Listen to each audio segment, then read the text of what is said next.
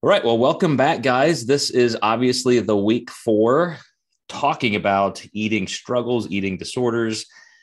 And I almost did everything I could not to put the words eating and disorder in this title for a couple reasons. Number one, in our nutrition coaching global mastermind this week, where we had a guest host who is a licensed mental health therapist, he is of the ilk that we just don't necessarily, gain anything from labeling people with disorders, particularly because a lot of these things are continuums. We can display some characteristics of a quote disorder.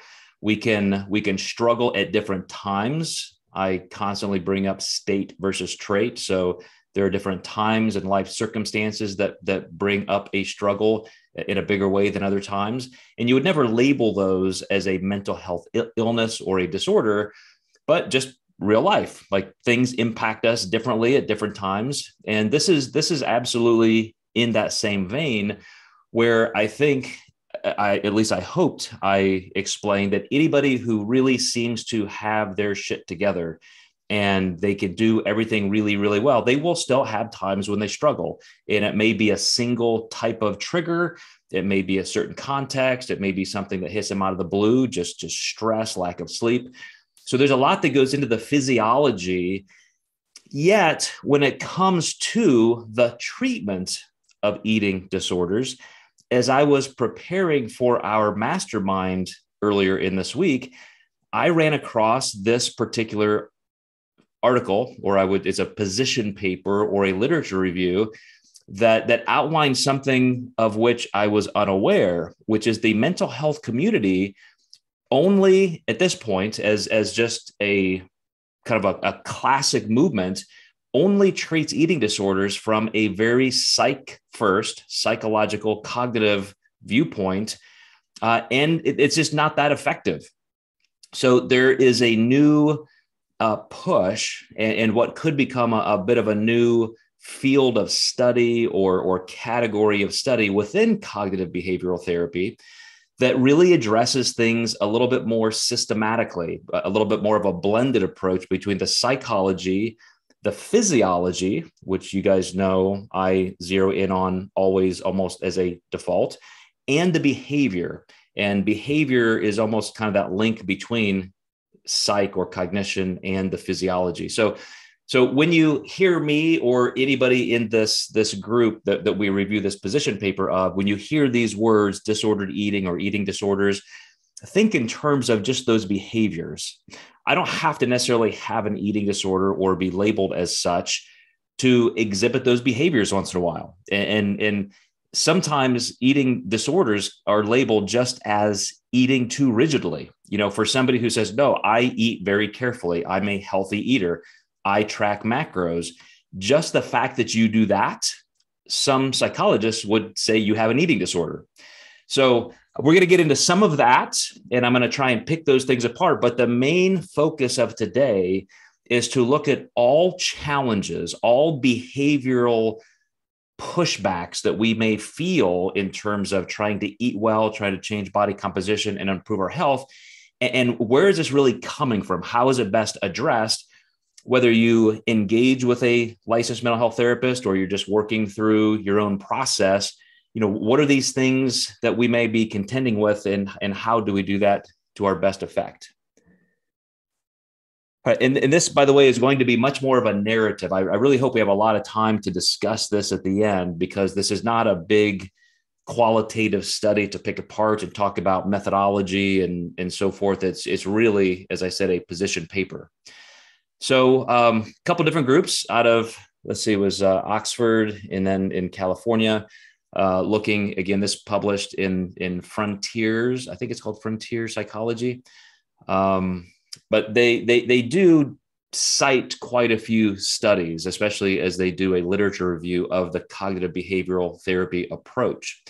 But keep in mind this phrase, dynamic systems model. They're going to come back to what they mean by that, because it's a term that they're coining to put together for this use, the etiology or the treatment of eating disorders. But I think you're going to see how this fits a lot of things in many, many ways that we discuss. So hang with me for a couple of these narrations, because they can get lengthy, but I want to point out some things right from their perspective. Mainstream forms of psychiatric talk therapy and cognitive behavioral therapy do not reliably generate lasting recovery for eating disorders. We discuss widespread assumptions regarding the nature of eating disorders as fundamentally psychological disorders and highlight the problems that underlie these notions, as well as related practical problems in the implementation of mainstream treatments. We then offer a theoretical and practical alternative, a dynamic systems model of eating disorders, in which behavioral interventions are foregrounded as powerful mediators between the psychological and physical states. So I think this was the very first statement of their position paper. So what they're saying is just psychotherapy, cognitive behavioral therapy, that's obviously a well-founded approach to anything. I think that's probably the most popular and best way we all even understand therapy, is cognitive being the brain, what's happening in the brain, behavior, how do we affect that through our behavior, and vice versa. So it makes sense that most therapists consider themselves cognitive behavioral therapists, because as they would describe themselves, that's where you do real work. In the classic models of psychoanalytics is just trying to uncover things, sitting on the couch with Sigmund Freud talking about what your mother did to you or didn't do for you when you were a child, and you have daddy issues. And so this is how you feel and think. And that's useful. I mean, that has its place. Then you have the humanistic or more naturalistic model, which is it's all organic, and this is what's happening in the body, very biological. A lot of people ignore that when it comes to psychology. And then in the middle is cognitive behavioral therapy, which, there has to be some investigative cognitive work, but the key is work. We're going to do things. We're going to dig in deep, and we have to make sure we're addressing some things that you are going to do. Even with that model, though, as these guys point out, it's still almost every therapist leans toward the cognitive side. They treat it as a psychological disorder. And these guys really have an issue with that. Number one, just calling it a disorder. And number two, treating it from just a psych perspective. So anorexia nervosa, bulimia nervosa, and binge eating disorder, which are the big three, and other eating disorders are often considered to be psychological disorders with physical symptoms. The mind comes first perspective is traditionally associated with the psychoanalytic tradition. The perspective is also deeply rooted in folk psychology of mental illness, which often involves psychoanalyzing explanations of states and behaviors based on a person's life history, all the things I just said. Perhaps in part because the psychology first way of thinking is so instinctive, is prevalent even in the forms of treatment for eating disorders that reject many psychoanalytical principles, most notably cognitive behavioral therapy. So a couple more of these things, and then I'm gonna get into some of the meat of what we're talking about. When cognitive behavioral therapy was initially used for the treatment of eating disorders, it had a clear behavioral focus. So its beginning was to make change. However, that emphasis soon gave way to examining primarily the cognitive causes and maintaining factors of eating disorders. I think they even get into this a little bit more. The cognitive before behavioral practice goes directly against treatment guidelines for eating disorders, which often encourage a behavioral focus designed to affect physical rehabilitation, especially at the start of the treatments. So then they go into, some of their original writings, and the goals of nutrition rehabilitation for serious underweight patients are to restore weight, normalize eating patterns, achieve normal perceptions of hunger and satiety, and to correct biological and psychological sequelae of nutrition. So in the beginning, when people first started treating these authors say we were heading down the right track, and then it just became almost a little sexy to intellectualize it. And they talk later on about something called therapist drift, which is in cognitive behavioral therapy, because you're asking somebody to do some real work and it's very sequential, incremental. and you're meeting with this person maybe once a week, twice a week, maybe you're decreasing visits and so forth. It's hard to gain that traction, to keep track of what's happening. And so it's easier to just drift away from the hard work and then kind of slip back into just that psychoanalytic model. And these guys, I don't think, matter of fact, I think you'll see that they clearly state, we are not against cognitive behavioral therapy as an understanding for eating challenges, eating disorders. It's that we've forgotten the behavioral part, and the fact that that behavioral part is heavily rooted in the physiological. And so they're trying to bring it back to that as a treatment model. So clinical consensus suggests that psychotherapy can be helpful for patients with anorexia once their malnutrition has been corrected and they have begun gaining weight. The recommendations for bulimia also emphasize the importance of early behavioral normalization around binge and purge habits. Advice is striking for originating in a psychiatric setting, but it's even more striking. These guidelines are not widely followed. The idea that psychologically focused therapy should precede eating treatment because the psychological problems are the original cause or the primary maintaining factor for the disorder. So they contend that there should almost be a reversal of what you do. Instead of psych first, and once you, quote, get somebody's head straight, all the behaviors will naturally happen. They're saying, no, we have to really focus on the physiology. We have to, what happened to teaching people about nutrition? What happened to making sure they even have the understanding to gain physiological stability? If we do that first, and relieve that physical pressure of what's happening with some of these challenges, then the psych component comes in and is much, much more effective. So you know how we always say it's not either or, it's when and how. That's the whole contention here, and that's why I put that little moniker at the top. Cognitive behavioral therapy. Which is feeding which, the cognition or the behavior, back and forth. So I'm going to get into now some of the comparative things that they've done, some of the studies that they have looked at. A review of placebo trials, including a meta-analysis, show cognitive behavioral therapy, specialized treatments, confer no advantage over comparator placebo interventions. So in 5 actually large, well-known studies, they said, when you actually run the data, when you look at the stats, a placebo is just as good as cognitive behavioral therapy. And I'll show you some of these numbers, and you'll see why.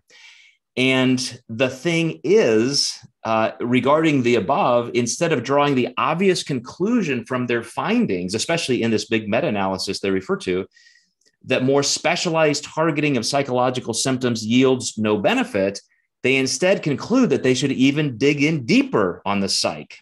So we're leading with psychology, we're leading with just, psychoanalytics, and that's failing miserably. So let's do more of that.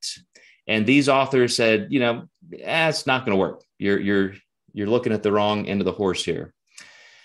So what they said is it needs to be, well, first of all, these are my words. It needs to be noted that in the discourse of this paper that we're reviewing today, the authors often describe behaviors such as seeking out recipes, restaurant reviews, and food-related materials, the fact that you get out your phone and you look up information on food, spending a long time shopping because you're looking at labels, delaying one's eating, like we've talked about, like, hey, I got that initial little pang of hunger. I think I'm going to wait 30 or 60 minutes, weighing one's food, weighing oneself, checking and rechecking nutrition information are pathological.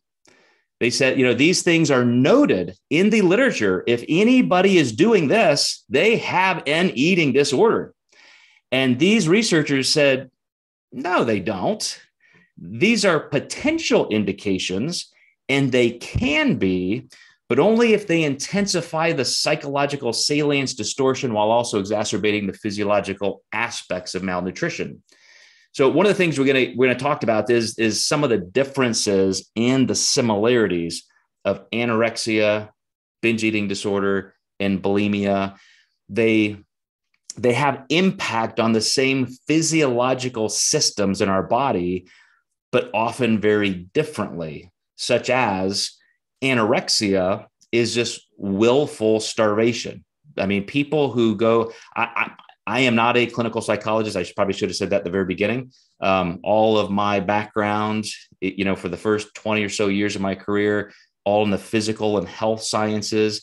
Only in the last 10 years, through 3 different master's degrees, have I started getting into personality psychology and social psychology and even neuro and cognitive psychology. But I'm absolutely not a licensed mental health therapist. I've never treated anybody for an eating disorder.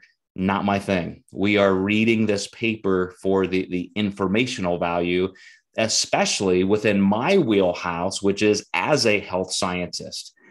I'm looking at this paper as finally, somebody's talking about the physiological aspects of this, because they are many. And we know the physiological, biological things that are happening due to intentional weight loss or any kind of calorie restriction, any kind of structural component that you're using to try and improve your health. Those are going to cause physical change, and that physical change impacts our mental state.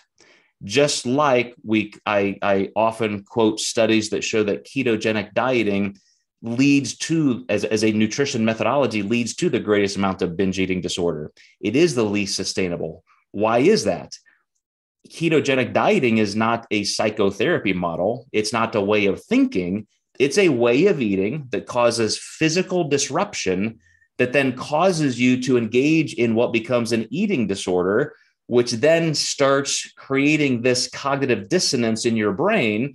So now you're creating a mental challenge or even a disordered, distorted, eating pattern from something that was purely physical. And that's where these researchers are saying, why is nobody talking about this? Why are psychotherapists the only ones treating this, instead of getting an entire team together, who are addressing this? And I will say, even in this, because it's a long literature review, they even talk about, the problems ethically as well as biologically and psychologically with sometimes when somebody is hospitalized for anorexia, they put a feeding tube in somebody and they're forcing them.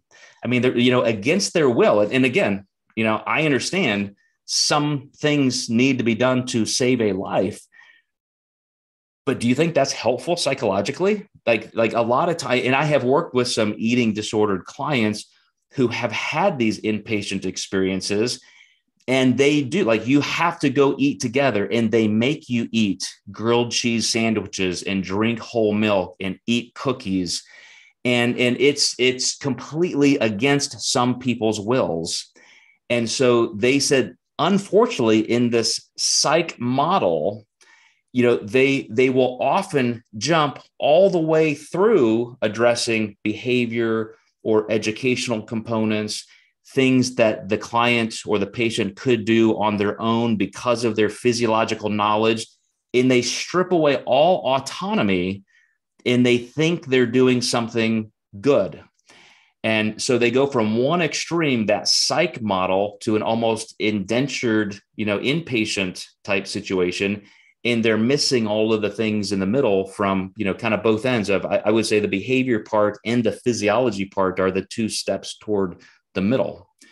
So again, I can't applaud these researchers enough for even picking out these exact behaviors, like weighing yourself, which is in the nutrition or the national weight loss registry, one of the top 3 indications of people who are successful long-term dieters who have successfully improved their health, is that they weigh themselves and that they track their food, which again, some therapists would call an eating disorder. So again, it's not the act, but it does put you on the precipice. I understand completely that when you get people hyper-focused on some of these things, there can be a problem. But I'm gonna get to one of my discussion points now before I wrap this up. If just on this one point, if Kevin Brunacini decided to start playing bass when he was, let's say, 15 years old. And all of a sudden he's looking up playing bass information on his phone, and he's spending time in music stores, and he's got that instrument in his hand 3 times a day. Does he have a guitar disorder? Does he need therapy? Anytime we have an interest in something, it absorbs some of our time and our psychological space. Again, as these researchers are saying, that's not indicative of an issue. And maybe even, as they will contend, maybe we actually need that.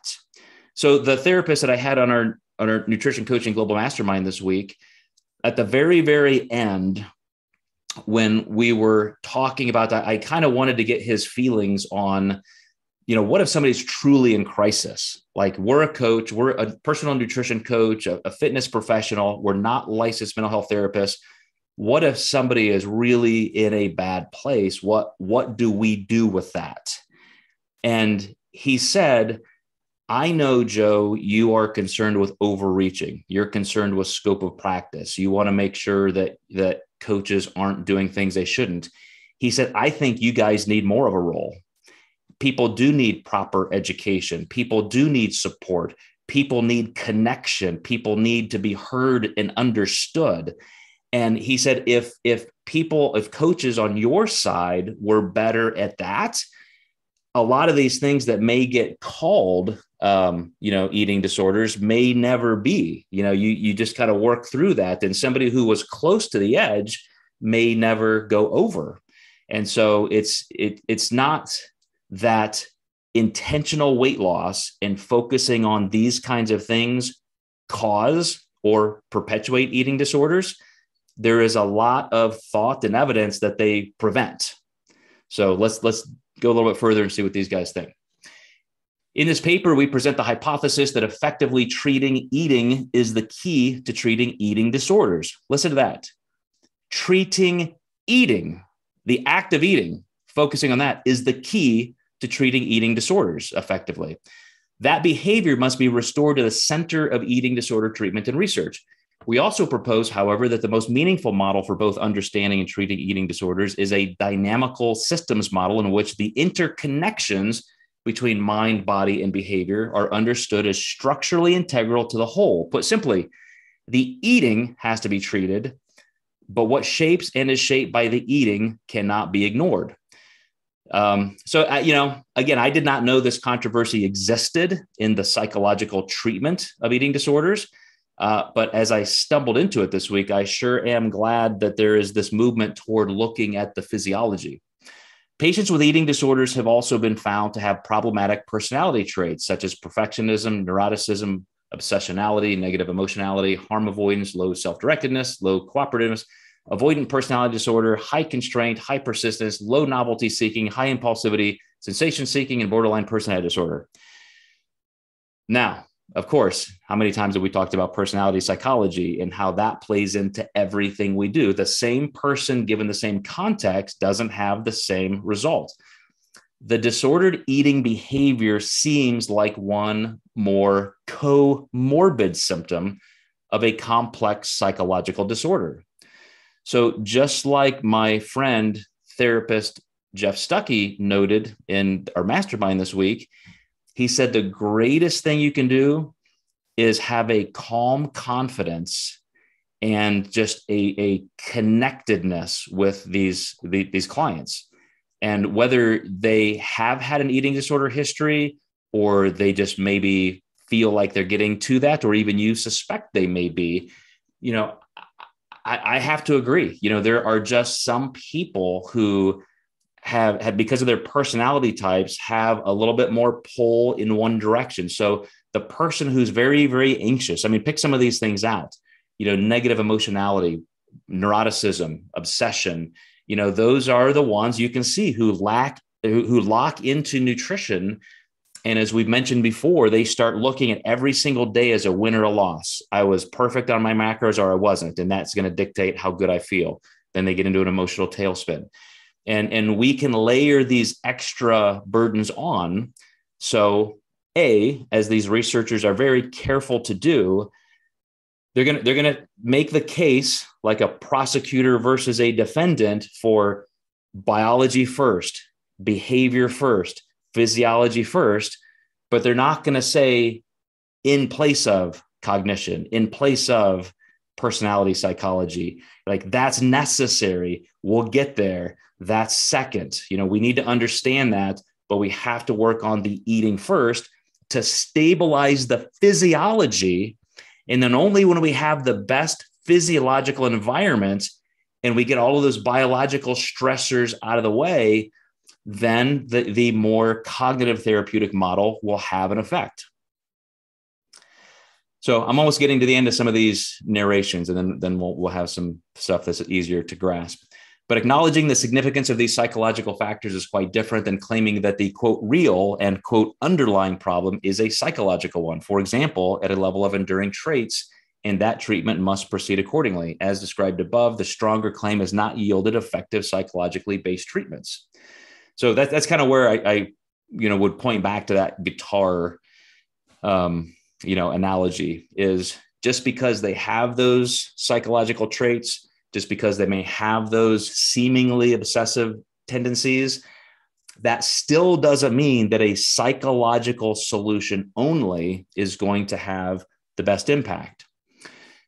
So one of the things they did in the very middle of this position paper is they put what they called the 5 reasons that the psych model has kind of pulled away from the behavioral model.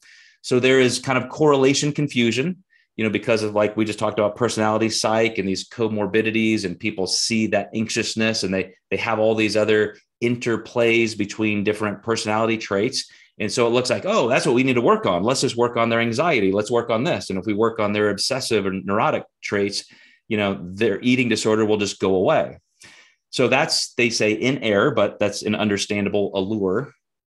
Confusion of temporal starting points. So, the chicken or the egg.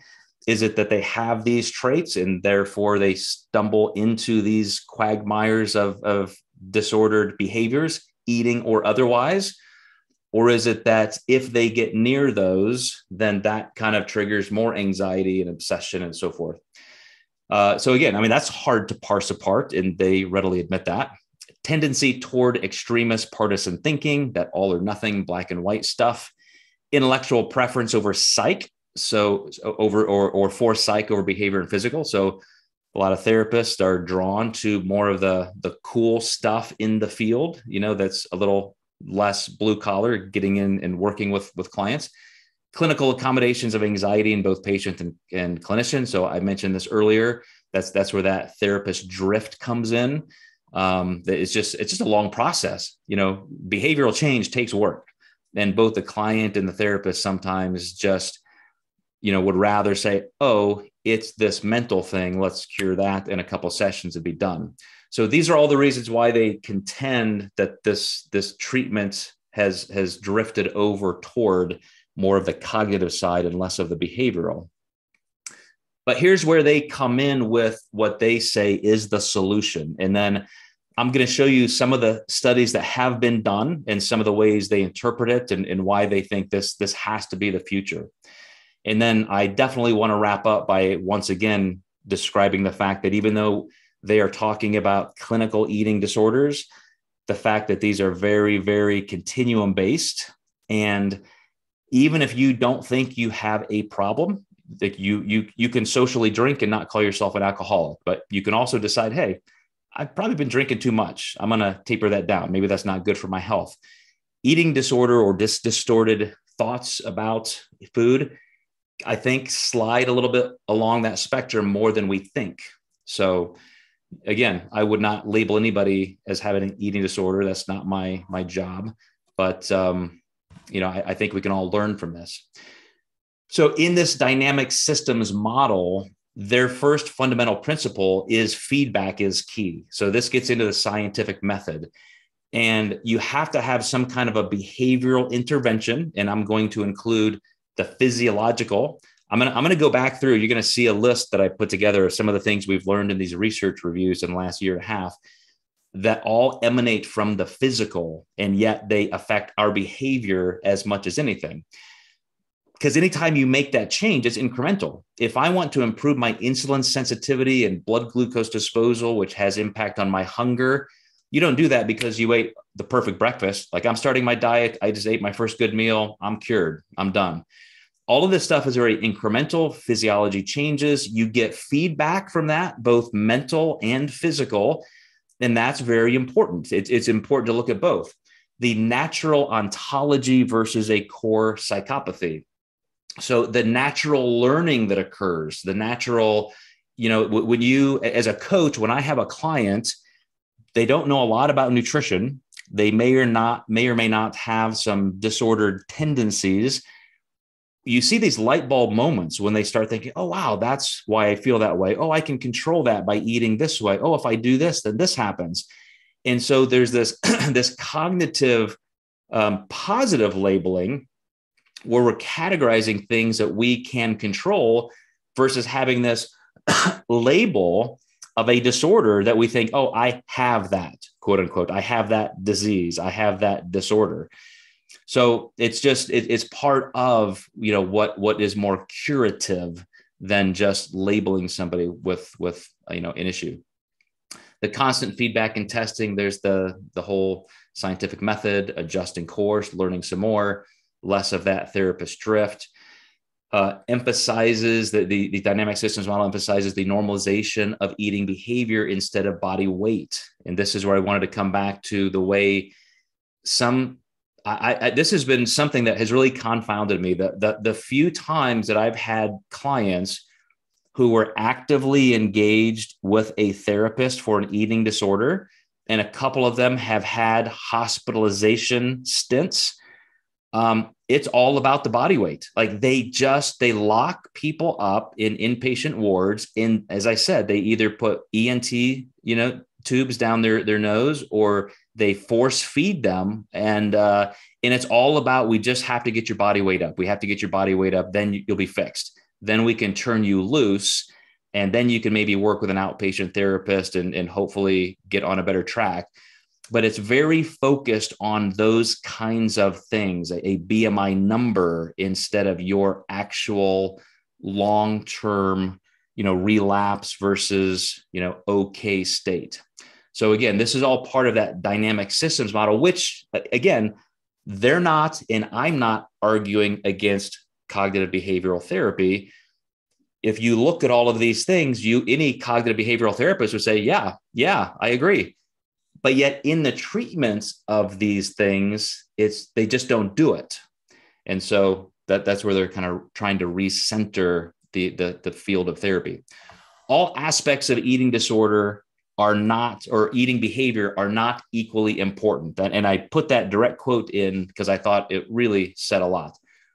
All aspects of eating behavior are not equally important. For example, and this is, again, right out of a paragraph in their position paper, they picked eating rate. They really kind of zeroed in. They kept coming back to eating rate as an example of how one simple behavior can change everything. Eating rate is the speed at which you eat your food. How many times do you chew your food? Do you put your eating utensil down?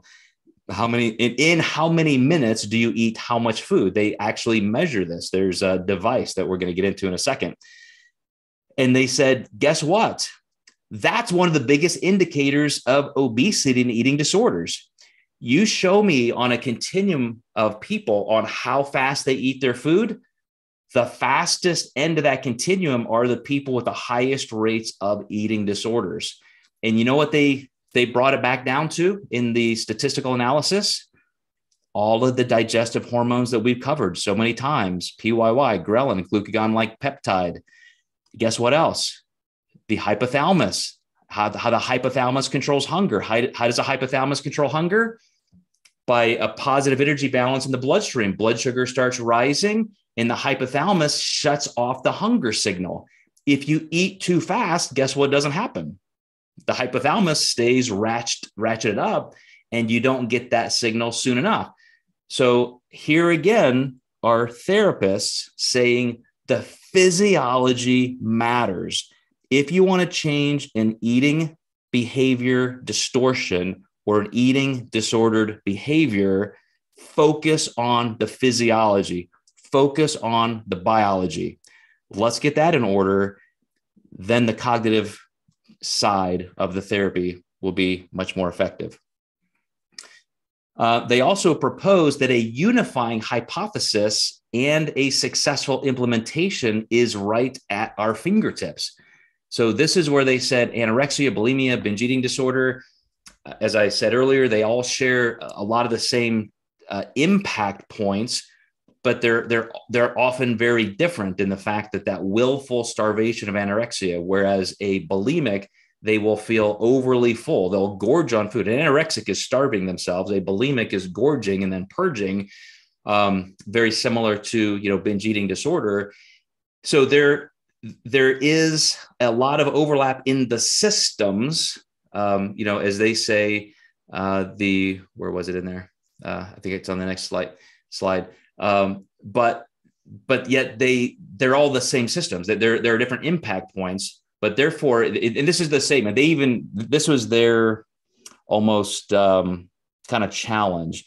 They put a statement after what I'm going to read. We know this is a provocative statement, but is it really?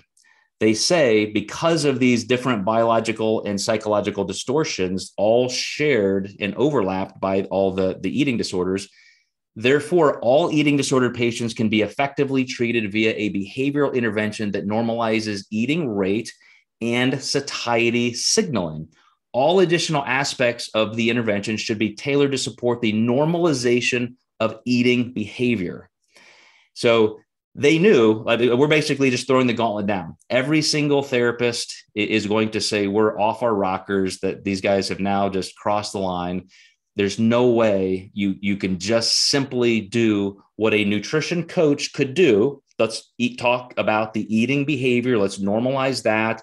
Let's make sure you're not overreaching. Let's make sure that you're not cutting your calories too low. Make sure you're creating the right macronutrient distribution. Make sure you're not over-exercising. Make sure you're getting plenty of sleep. Let's do all those physical and behavioral things, get all that in order, and then we can work on the psych side.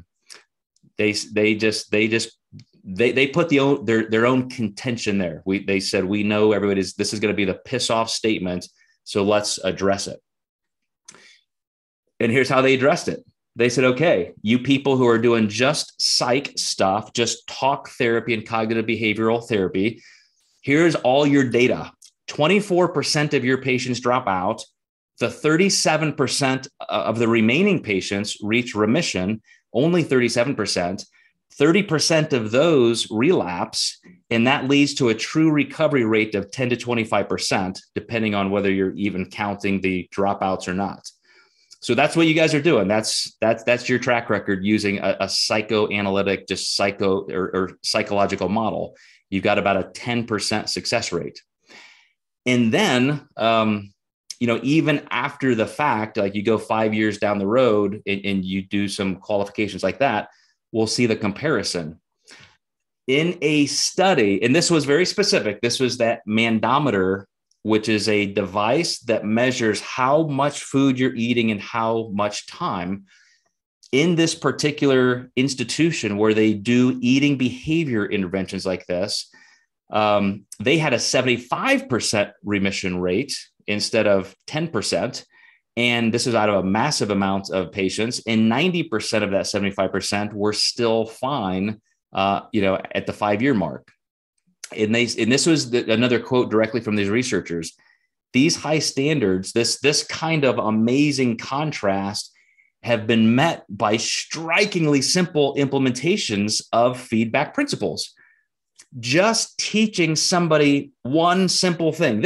All the things I just mentioned that a client or a person may learn over time, they said all we focus on was how fast you're eating, just to show that the physiological satiety hunger mechanism could have this much impact. We just picked one simple behavior and it had 4, 5, 7, 8 times the improvement that entire cognitive behavioral therapy interventions have.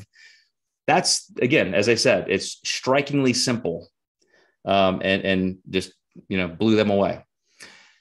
Now, in in that particular thing, let me see. I think I skipped a point here. One of the things that I will back up for a minute and say that even though that was one behavior, they actually included a rest time. So because they were trying to get people to slow down, they also made them have a warm rest time. I think it was maybe 30 minutes.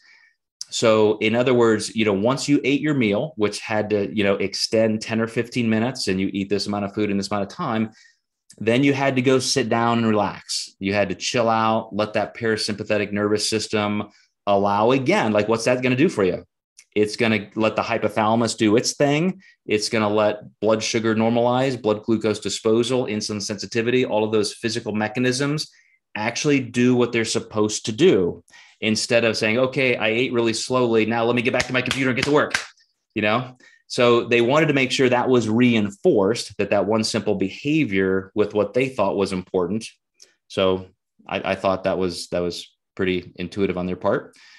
Now here's what they say, and this is going to blow you away. It blew me away. Here's what they say. Now, with all of this analytical information that we're gathering, and we're comparing the physiological emphasis versus just the psychological emphasis, here's what we think would be great. Here's what we think we really need to study. We think we need to get people together and decide if there are different regular time points with satiety regulation. In other words, how many meals a day should you eat? Would it make sense to eat more food earlier in the day, late in the day? How you break up your food? Maybe that's a thing. You know what else might be a thing? Dietary intake. What if people actually counted calories? What if people actually cared about the amount of protein, carbs, and fat? Wouldn't that be interesting if people really did that in the real world? And what about exercise habits? What if people had proper exercise? They didn't over-exercise or under-exercise, but maybe, guess what? Those things called catecholamine hormones that are the single biggest driver of weight loss and weight maintenance. Like, maybe we should look at that as psychologists. And body weight changes. Maybe there's something to the physical and the psychological impact of what you actually weigh. Like, again, going back to even the weight control registry and what they've already determined. And then checking things like, if people are controlling those things well or not so well, would there be a difference in eating disorder onset based on how people are controlling their physiology and these behavioral elements? So guess what, guys? Psychology is catching up with us as nutrition coaches. They're thinking it may be really cool to know some of these things that we're already doing. So that makes me pretty happy that we as a company are involved in one of the first personal nutrition coaching studies out there with Dr. Eric Helms and University of Auckland and some of his grad students, getting some baseline information about coaching methodologies. It looks to me like it's pretty good timing. If the entire field of psychology is starting to look at the physiology of eating disorders, then we could have some really good synergy there. So as I was obviously sarcastically, describing those points, come back to the things that you guys know if you've been here on these Friday research reviews. Think of the glucometer training that we went through and how even kids, 90% of kids were able to, within a 30-minute, cushion, understand and dictate exactly or describe where their blood sugar levels were. Because when they were getting the research advice to, let's wait until you're empty before you eat again. Let's wait until your stomach is empty. Let's wait until your body's hungry. Little 6-year-old Susie, little 9-year-old Johnny. Do you think we could do that? Well, guess what? With 7 weeks of glucometer training, they were better at it than adults. Guess in the cognitive behavioral therapy model, classically, as described by these researchers, that would be considered giving children an eating disorder. What? You're making them think about food? You're making them think about when they're hungry and when they should eat? Again, they're coming back to the fact that, yeah, that's probably what we should be doing. That interoceptive literacy, knowing what your body needs. how eating times, remember we talked about this just recently, that just eating a little bit, an hour early versus an hour later, your lunchtime could make hundreds of calories worth of difference in ad libitum outcomes. Like, you're not even structuring this. We're just saying, eat whatever you want. We're just going to, you eat here, you eat here, and we'll see who eats more, who loses more weight. The whole concept of the metabolic switch and metabolic positioning, again, just, gets into, can you even effectively lose body fat in a way that's stable? The role and impact of hormones. I talked about catecholamines versus thyroid versus androgens versus dietary hormones like insulin and glucagon. Big impact. It's like the whole ball game. The mesolimbic system, state versus trait, dopamine. Are you creating that cognitive resilience? That's great. That's great. That's great. That's what we need. These researchers wouldn't deny that, but it's great until it's not. It's great until that fails. And then if that's all you have, you are destined to fail even harder, because now you don't know what to do. You just thought as long as you got those 21 days of habits in place and you had that Pavlovian response, then you were fixed, quote unquote. These guys in this study or this position paper this is what it was all about, is that it's very, very state oriented, and you have to understand that state. All the goal pursuit stuff we did, all the brain work that we've talked about, the physiology of hunger, all of that is very, very, very, very internal. I've said this a million times with you guys: biology first, biology first, biology first. And so in and of itself, I'm displaying to you right now something that I hope you would put into your pocket with a grain of salt, which is, I have a confirmation bias. I'm a health scientist. I'm very biologically oriented. I'm not opposed to the psychological model. I've spent the last half of my career focusing on that and enjoying learning about that. But I very, very much agree with these researchers. And even as a point of selection bias, out of every single piece of information I could have brought you today, I brought you this one because I think it's best. I think it matches my 30 years of experience in my education. But I also understand that somebody could contend and argue a different narrative. So always understand that for me. I want you to know that I'm presenting something and it's through one person. I would love to know that you're out there, looking at other alternative views and voices. But this one was incredibly compelling. And here's a final slide. They reduced their entire position down to this one graphic. And without going through every single little loop here, the thing that they did differently was they inserted a physiological response to a behavior. And in that little red box, they put eating rate. You could replace that with other eating behaviors that would have a physiological response and run it through that same loop. And just like the slide I showed you of all the research reviews we have worked through, you're going to see that it always has impact. You just cannot leave the physiology out. And I'm gonna end with that and bring you guys into the conversation. But that's their whole contention is if you have to talk about one thing more than the other, it's got to be biology and physiology first. But that in no means ignores the fact that there's this constant interplay. The physiology and the psychology, it's that binary pinging back and forth. They don't happen in a vacuum. But the take home for today is absolutely don't forget about the physiology. And that's, I thought pretty tremendous. So who's going to jump in first? Who's got some comments, questions, anything? There you go. Go ahead, Dan. Okay. That was awesome. I was thinking about something the whole time you were talking, and that was neurotransmitter receptors. And then you brought up the hypothalamus, which just cemented the deal for me. It seems to me like the binge and the anorexic might have the flip side of the same problem biologically in one's mind, meaning that the receptors are overactive or they're underactive. And this is all coming, of course, as you could probably figure out from Sapolsky, or biology or environment. And then he even puts another piece in there and says chance. There's a lot of chance, in there. So that was one thing. The other thing, when you showed that last slide about food choice, quantity, and quality, I mean, that's a simple little intervention that has such a powerful effect. And I could say that because, I've been working with you for about 2.5 years now. My wife's come along for the ride, and she is in better shape than she was when I met her 40 years ago. And people come over and they look at her plate. I serve the dinner. I plate the food at dinner.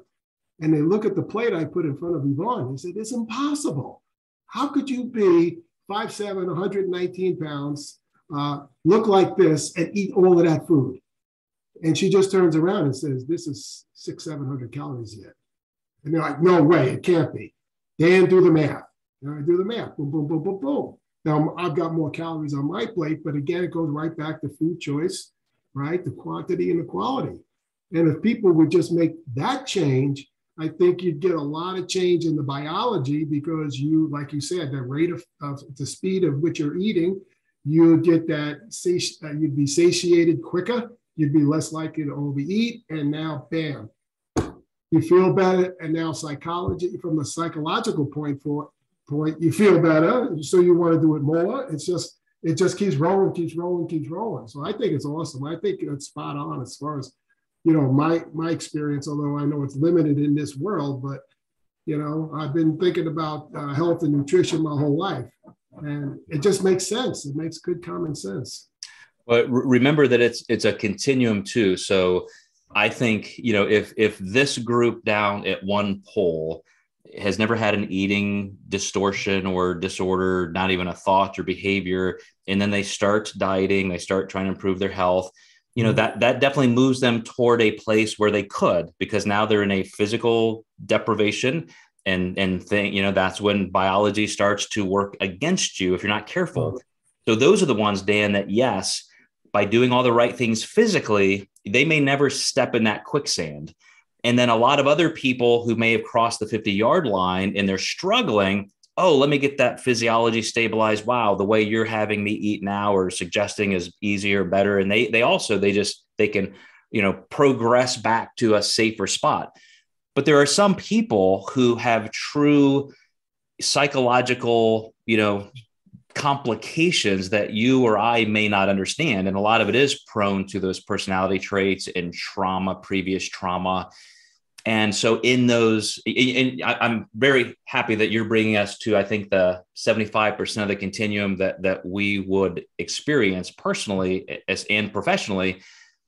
But the researchers are also saying for those people in crisis mode, and they do need psychotherapy, and you and I can't even understand the thoughts that are going through their head of a catastrophic nature, you still want to do those things to stabilize them. And then you can work through some of those therapeutic interventions. But yeah, for a just quote, normal dieter, I talked about this Wednesday in our live chat and Tuesday in our mastermind that, I was very open that I have done very disordered eating behaviors, even though I would never say I have an eating disorder. I'm a normal guy, professional bodybuilder, health scientist. Then holy shit, I'm overreaching. I'm trying to eat 1,200 calories a day. I'm trying to do 3 hours of cardio a day. Why am I creating this binge eating cycle? Why am I engaging in this exercise bulimic behavior? And again, luckily I was able to say, what the fuck are you doing? Like stop that. Like you're on the wrong track. And I was able to go back to stable physiology, but there are a lot of people who hit that slick spot and they get pulled right into a true disorder.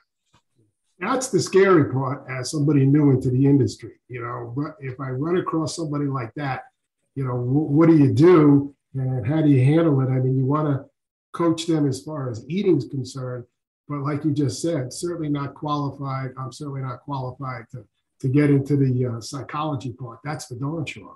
Mm-hmm. Yep. Awesome. Appreciate that, Dan. Very, very good thoughts. Lainey, Michelle, Melissa, anybody else have any thoughts? I'll say something quick. So it was helpful listening to it because this week, we all know Lainey had to call the ambulance on Wednesday, but it was interesting because I'm one that kind of reflects back on things and does different things. And I realized, I think one of the things that kept me from probably spiraling back to old habits, which today is 2-year celebration of choosing to be healthy. But I think it was kudos. I think it really was, I had created those behavioral habits. So I didn't have to focus on my eating habits, and I could focus on the psychological bombarding that was going on in my head because I had created those habits. 2 years ago, because those habits weren't there and I didn't know the habits, I would have gone to the food and would have created that ugly cycle again. So I can see firsthand how it's slowly, I learned one discipline and added it here, and then I added it here. So when and it wasn't a crisis, but when there was, let's say, a crisis or oh crap, did that really just happen to me? I was able to go, this is just what I do, but I think it was also adding the coming onto the group and going, oh crap, if I do what I thought I was going to do, which wasn't going to eat, I was thinking about all the physical stuff of, then I'm going to get super hungry and then I'm going to likely, eat more than I needed to. And I don't know if any of that makes sense, but in my head, it makes a lot of sense that I think the behavioral habits of learning, I need to eat this way, or it's going to create this. I didn't have to think about that in the moment of a stinking thinking period that I had. And so I think for someone who struggles with stinking thinking, it's helpful to have those habits because I don't have to spend that energy on that part, and I can spend the energy now on the stinking thinking and get things in order. But I think it happens, it builds upon itself, or it did for me at least.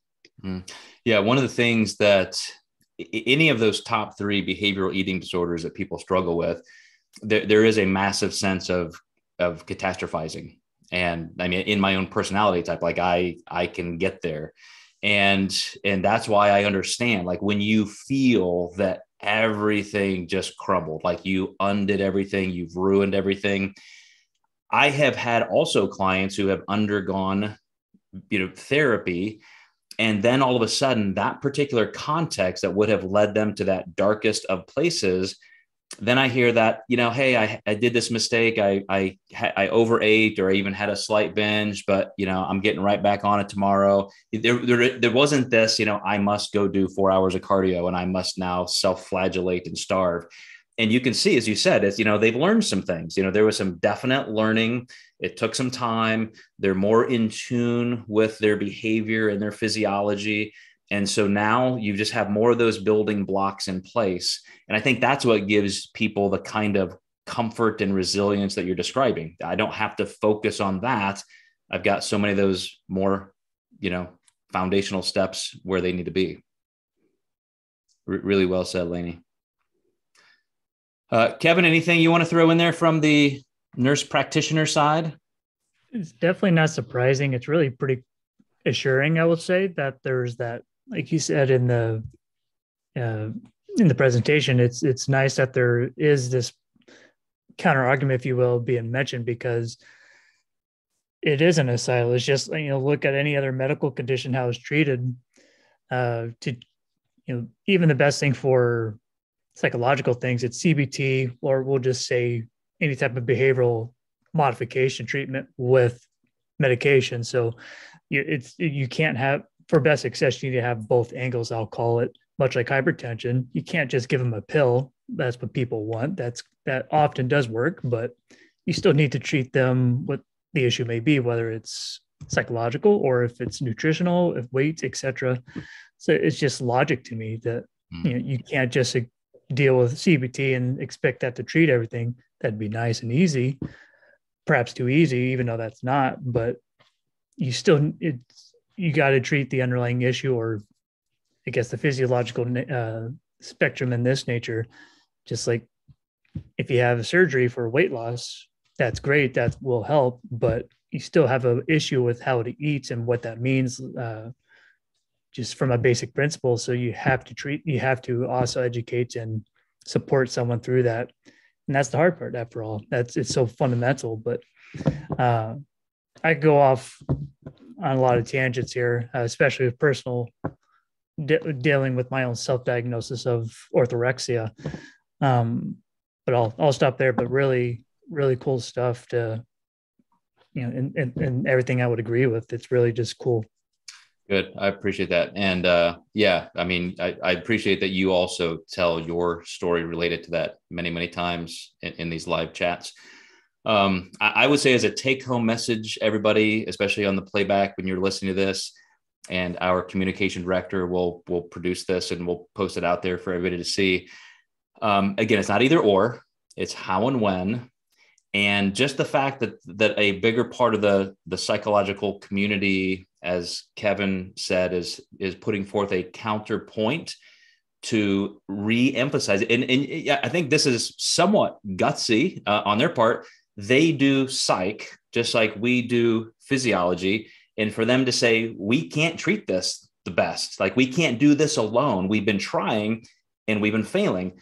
We need to elicit some help on the physiological, actual technique of eating side. And that's not what we do. So that's why they've not gone there.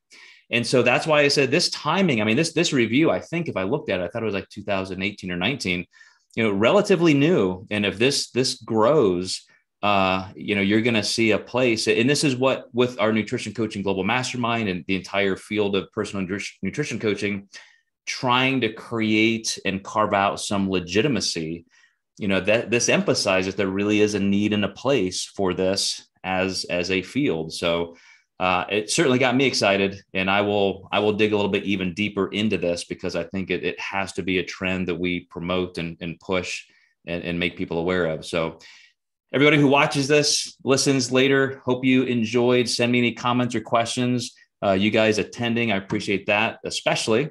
And you guys have a great rest of your Friday and weekend. We'll see you next week when you can make it.